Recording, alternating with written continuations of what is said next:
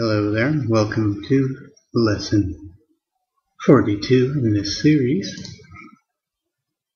I want to continue talking about what I believe I was talking about was the hidden dangers behind constructors and destructors and whatnot. And I was trying to think of a good example. Originally I had a kind of a buffer class here, and that wasn't working out too good, and then I figured I was going to, just for fun, show you this other thing, the module 7 modular arithmetic thing that I wrote. And after looking at that video, I just marked it as too difficult, at least at this point. It's too advanced. Anyway, how about a little string class? Here's just thrown together very quickly. I modified what was a buffer, type of buffer thing, to a string thing, which has a single operation. You can, well, it has two operations. You can initialize it with a string or without. And you can append the string to the already existing string, or to nothing if there's nothing there. And that's all it does. So, and I've used just realloc to do that allocation and memcopy. It could have been strcopy, but it started out as a buffer, so it was memcopy. So here's an example. My string, this is my string, and here I'm printing out str.csz, which retrieves the pointer value, this one here, unless it's null, in which case it returns this double quotes so that you don't get a null pointer back. One of the rules that I have listed in my list of do's and don'ts is never to call any allocation functions inside a constructor. That is, at least not inside of a default constructor. And there's a pretty good reason for that. Sometimes these types of objects might be declared on the stack, and maybe in a loop that's going around very quickly, and all that allocating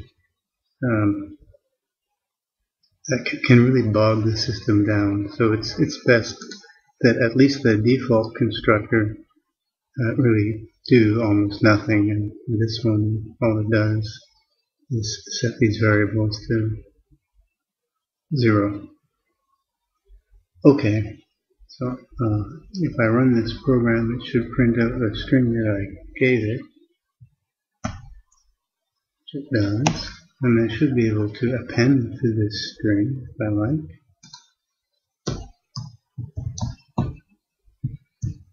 A new string,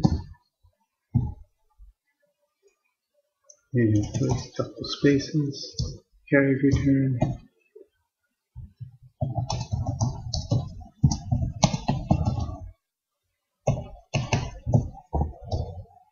Some more.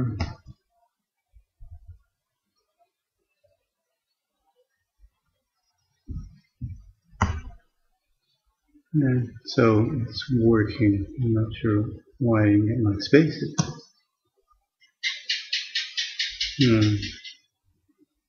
That might be the way. Carriage return line. Oh, this would have to be here. We did this experiment. It's that carriage return. This is translated /n. Here we go again. /n means character term, I think. And so that would have brought the cursor to the beginning. This should be okay. Yeah, okay. Now, first off, I'm going to grab that other code that detects memory leaks. Put that here in main. And that should, I don't have to do anything more than that. It should show us that we're not cleaning up our memory. And there it is. And it's pretty obvious where the memory leak is. In fact, I'll be able to show you at some point how to make this printout print in such a way that you can double click on this and it'll take you directly to the line where the memory leak is. But we're not there yet. Okay, so how do we fix it? Well, the natural assumption, and what is correct, really, is the correct thing to do, would be that when this thing dies, when it goes out of scope, and its destructor is called, which is like this, declared this way, and soon I'm going to start putting code in line here and stop putting things out of line. It saves a lot of typing.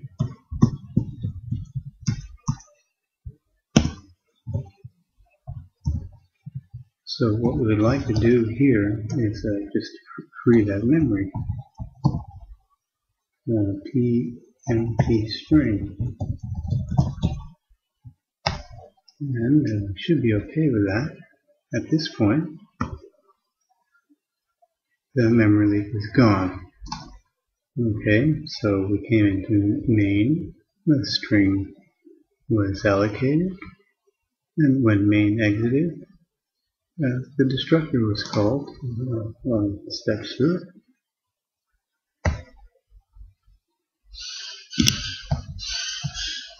Now, it's going to happen after this line, so I'm going to press F8, and you'll see it's gone in here. It's gone into the destructor.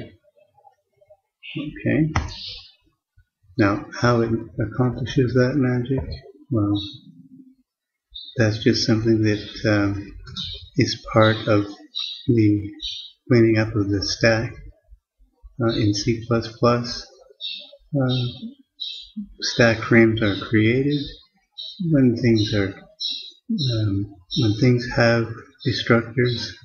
Then during the creation of the stack frame, somehow or other,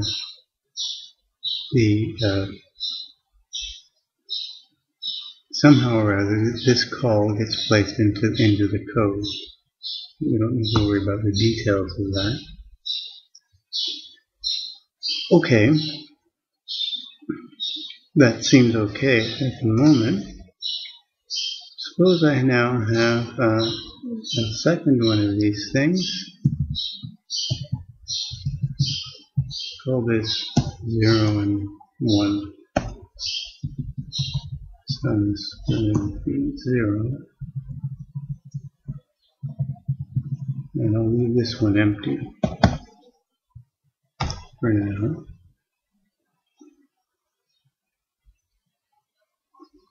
It should still be okay with no changes. Okay. Now the question is, what happens if I assign this value of this? So I'm not going to do it in the construction one. I'll do it separately. Let's see what happens if we do this. I think you can guess that something bad is going to happen, because we haven't defined anything to do with this. So it's going to do whatever the default is, and the default is almost 100% of the time wrong. Okay, so I'm just going to press F8. Now F8, if there was anything special going to happen, it would go in there. Nothing special happened. All that's happened here is that stir1 has acquired the same pointer value as stir0. That number is the same. And when stir1, let's get to the end here. One of these now is being freed. I don't know which one it is, but the first one should be okay. However, there were two things declared, so there should be another call to free, but now this block has already been freed. So I can put this in hex. Can't tell, can you? I don't want these characters, I want to see the actual they give it a special number that you'll recognize if you see it again. I won't leave that there, so if I drag that. Oh, yeah. See, it kind of looks like the word free. Fee, just missing an R. And this is the character representation for that. So now, when I try to free this, it's going to get mad. See? Corruption on heap. Okay, so no problem. We just have to fix that. We have to find a solution to this problem of the assignment. Okay. Now the way to do that is to actually define a function that corresponds with this operation, and that's called the assignment operator, and that's declared this way. I guess here is okay. First, as you recall, the return value for an assignment has to be of type reference to the leftmost object in the assignment, which is of this type.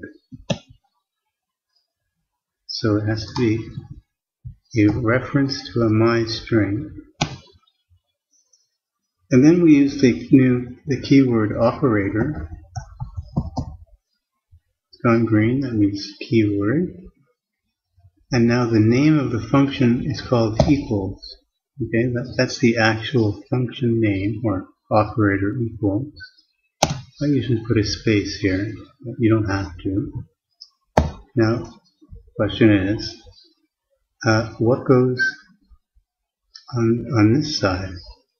What's the argument that's being passed into the assignment? In this particular case, stir1 is the object being assigned something. Okay, so it's a call. It's a stir1 function call. So the argument passed in is going to be what's on the right hand side. It's just another string. And we don't declare it as a my string. We declare it as a reference and always constant. This is the proper way. Okay, and this is the right hand side. Call it right hand side. And leave it like that, and we'll define this function outside. Okay. I'm not debugging. Okay, now where is a good place to put that? Somewhere around here, so I can see the memory allocation part. Now, this is the return value. So the namespacing part, the object part, goes before the function name here. Okay, so it's a myString operator double equal, taking a const myString ref right hand side,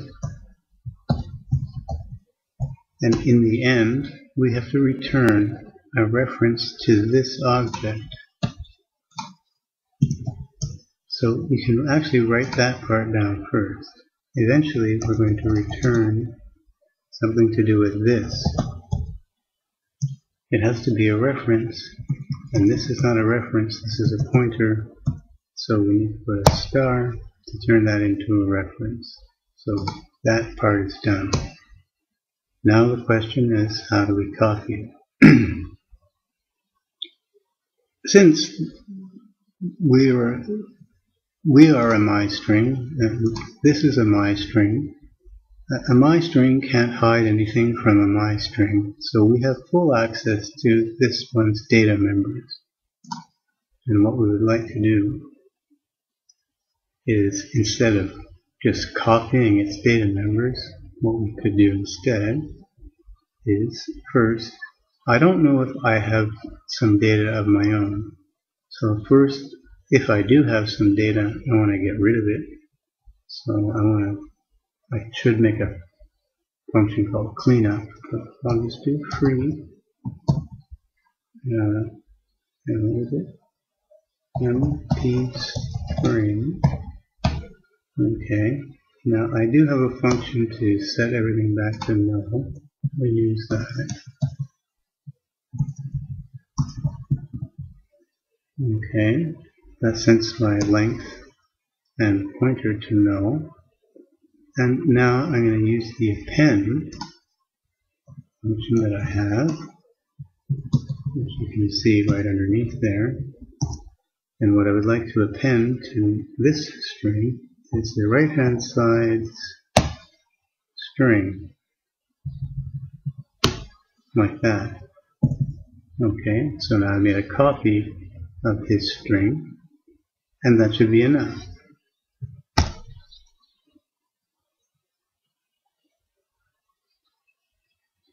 Okay, so now we're back in main. We'll watch that happen.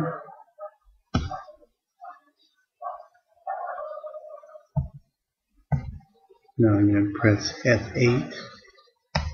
So it's taking us in here. I don't actually have any data to free, but free is doesn't have a problem with null being passed in. Now, instead of just copying that pointer directly, I'm going to make a full copy of it. So I'm going to get its length 12, as I could have gotten from his other member. Now, realloc of null is an allocation. So now I've got a brand new piece of memory. You can tell by these funny characters. These ones at the end are special characters placed there to detect a memory overrun. These Y's should always be there, all four of them. I'm copying my string into here. Now we can't see the lines anymore. Setting my length to 12. This is hex actually. 18. We'll come back. And now we're returning our pointer, and something else is happening to this guy. He's printed his thing out, and we should print this one out, and we will in a minute. No memory leak. The copy went fine. And just for fun, we'll print string 1 out. And how about in between? Just something to separate them.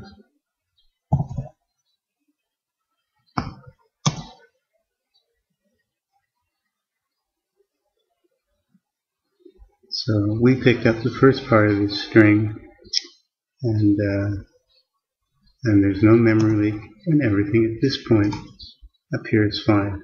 So we solved that particular part of the problem. We've got rid of the memory leak. We can copy, but as you're going to see, there's still a piece missing from this puzzle, and probably used too much time again. Yep, I did. So the next time, I'm going to put in I guess there's just one missing piece, but I want to allow the bad thing that is going to happen first, so that you can see why we need that extra piece. So, till then, see you.